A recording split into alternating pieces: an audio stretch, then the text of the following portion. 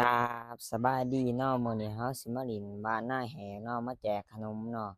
นี่เฮาสิไปแจกให้คนบ่มีขนมเนาะเฮาก็สิไปแจกคือแต่เก่าหั้นแหละเนาะไปกันเลยเนาะ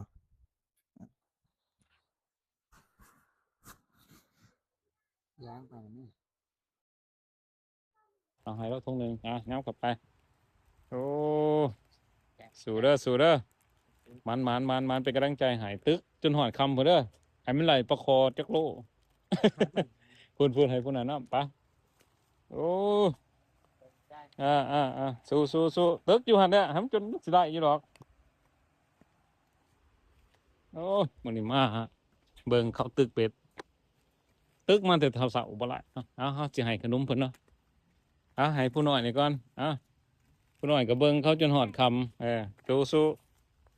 เอาให้เพิ่นนี่เนี่ยให้อ้ายนี่แน่นี่สู้เด้อตึกจนได้ผลไหน โอ้บางทีอะไรปลาสะโรูใหญ่ปลาคอใหญ่โอ้คนน่ะทุกคนไปก่อนไปคิวอ่า